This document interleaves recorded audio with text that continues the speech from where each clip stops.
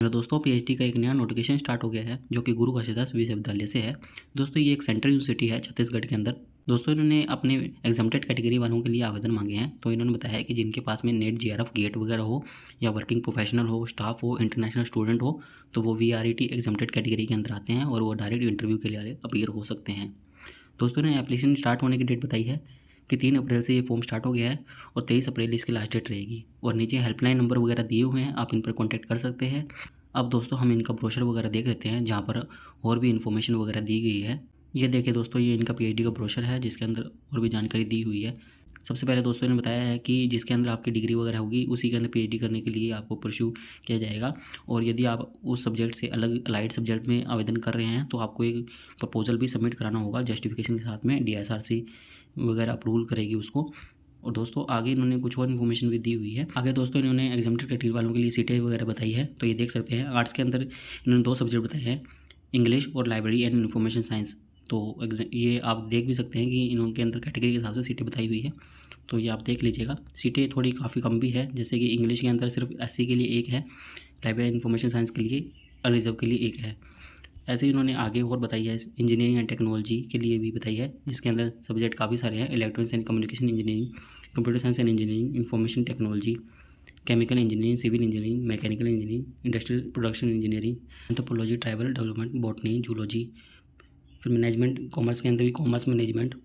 फिर आगे ऐसे ही कुछ और भी है तो हम देख लेते हैं। Computer science and information technology, mathematics, forestry, wild life and environmental science, pharmacy, chemistry, pure and applied physics, political science, social work, education, physical education, biotechnology, rural technology and sexual development, forensic science, law. ऐसे ही करके total 11 department के अंदर लगभग बहुत सारे अलग subject भी हैं, तो काफ़ी सारे सब्जेक्ट हैं। तो टोटल सीटें भी देख सकते हैं आप। ये अनरिजर्व के लिए 123 है। ऐसे इन्होंने एससी के लिए 45 बताई है। अलग अलग कैटेगरी की बता के टोटल 320 सीटें के आसपास इन्होंने बताई है। दोस्तों इसके अंदर आप आवेदन कर सकते हैं। आगे इन्होंने एडमिशन की एलिजिबिलिटी वगैरह बताई है, तो ये देख सकते हैं। दोस्तों ये इन्होंने बताया कि यदि किसी पास 1 ईयर या 2 सेमेस्टर की मास्टर डिग्री है, 4 ईयर की बैचलर डिग्री के साथ में वो आवेदन कर सकते हैं, या 2 ईयर की मास्टर डिग्री है, 3 ईयर की बैचलर डिग्री के साथ में तो वो भी आवेदन कर सकते हैं। 55% उनको मार्क्स चाहिए होंगे मिनिमम, तो ये लिखा हुआ है।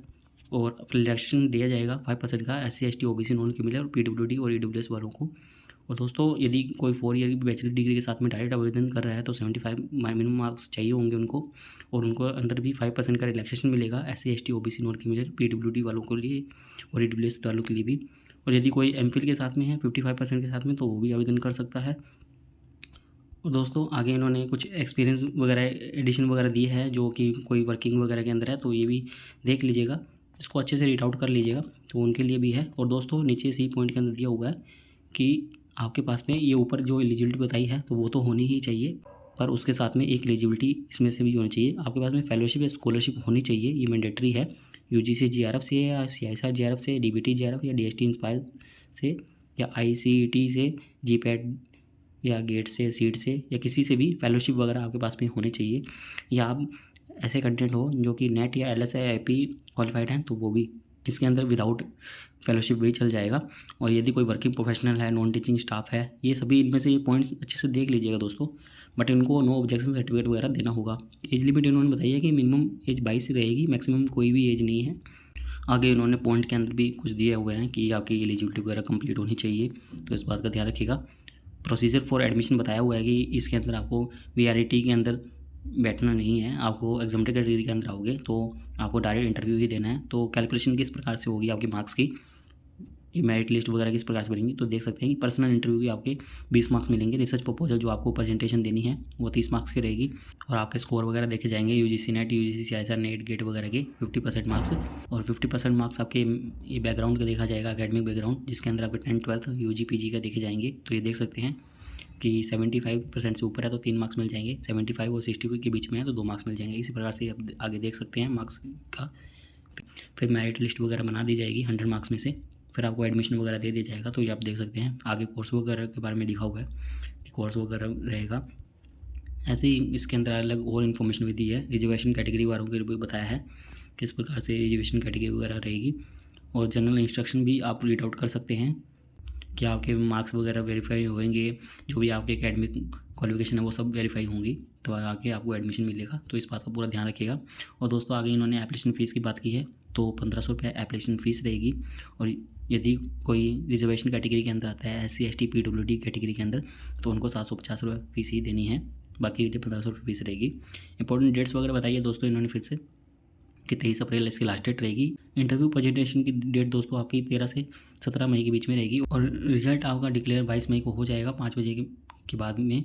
सबमिशन बताया है कि आपको एप्लीकेशन फॉर्म किस प्रकार से सबमिट करना है, तो ये आपको समर्थ पोर्टल वगैरह सबमिट करना है। लिंक वगैरह आपको हमारी वेबसाइट पर मिल जाएगी, जिसका लिंक हम डिस्क्रिप्शन के अंदर दे देंगे, जहाँ से आप आवेदन कर पाएंगे और अन्य फॉर्म भी देख पाएंगे जो अभी ऑनगोइंग फॉर्म है। आगे दोस्तों इन्होंने बताया कि no examination centre will be provided, क्योंकि एग्जामिनेशन सेंटर तो प्रोवाइड किए नहीं जाएंगे, क्योंकि एग्ज़ाम आपका होना ही नहीं वाला है, तो आप सीधे डायरेक्ट इंटरव्यू के अंदर ही आएंगे। इंटरव्यू वगैरह आपकी इस यूनिवर्सिटी के अंदर ही रहेगा। और आगे कुछ इंपॉर्टेंट इंस्ट्रक्शन वगैरह दिए हुए हैं फेलोशिप वगैरह के बारे में। तो फेलोशिप यहाँ पर नॉन नेट वगैरह फेलोशिप नहीं मिलेगी, क्योंकि आपको JRF ऑलरेडी मिल रही है, तो नॉन नेट फेलोशिप नहीं मिलेगी। आगे नोट वगैरह के अंदर और भी रीड आउट कर सकते हैं इनके बारे में। अब हम इनकी कुछ और इन्फॉर्मेशन भी देख लेते हैं दोस्तों ये अलग से एक नोटिफिकेशन और इन्होंने निकाला है, जिसके अंदर डिटेल्स ऑफ सुपरवाइजर दी हुई है।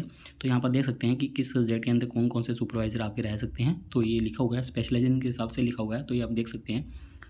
इसका लिंक भी हम सभी का लिंक हम अपनी वेबसाइट पर दे देंगे, तो जहाँ से आपको सभी की इन्फॉर्मेशन वगैरह दिख जाएगी। वैसे आप इनका होम पेज पर जाके भी देख सकते हैं, हम आपको डिस्क्रिप्शन के अंदर लिंक वगैरह दे देंगे।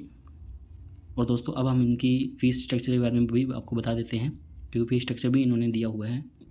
तो ये देखिए दोस्तों, ये इनका फ़ीस स्ट्रक्चर है। तो इसके अंदर इन्होंने बताया कि फुल टाइम जो PhD रिसर्च स्कॉलर रहेंगे उनकी फ़ीस 15,450 रुपये के आसपास लगेगी। और ऐसे ही इन्होंने अलग स्टाफ वगैरह के लिए बताया है, वो भी सेम फ़ीस ही रहेगी। और बाकी जो पार्ट टाइम वगैरह वर्किंग प्रोफेशनल उनके लिए 51,950 रुपये फ़ीस लगेगी। ये फ़ीस अलग अलग है। आगे हम कुछ और भी फ़ीस इनकी दिखा देते हैं। ये देखिए दोस्तों, ये इन्होंने अदर फीस वगैरह बताई है। ये आफ्टर कोर्स वर्क की फ़ीस है, जो पहले हमने बताई थी वो PhD कोर्स वर्क के साथ में थी फीस। उसके बाद में PhD कोर्स वर्क हो जाने के बाद में आपकी जो फीस लगेगी वो यहाँ पर 11,450 रुपये बताई गई है, वह जो फुल टाइम वगैरह रहेंगे। आगे ऐसे इन्होंने कुछ और इन्फॉर्मेशन भी दी है। तो ये देख सकते हैं, ये डिग्री वगैरह के लिए जो थीसिस सबमिशन होती है तो उसकी फ़ीस भी 10,000 रुपये के आसपास रहेगी। तो इस प्रकार से ये भी आपका फ़ीस स्ट्रक्चर है। दोस्तों उम्मीद करते हैं आपको हमारे द्वारा दी गई जानकारी अच्छी लगी होगी। यदि आपको हमारे द्वारा दी गई जानकारी अच्छी लगी हो तो आप हमारे चैनल को सब्सक्राइब कर सकते हैं, और आप हमसे टेलीग्राम पर भी जुड़ सकते हैं।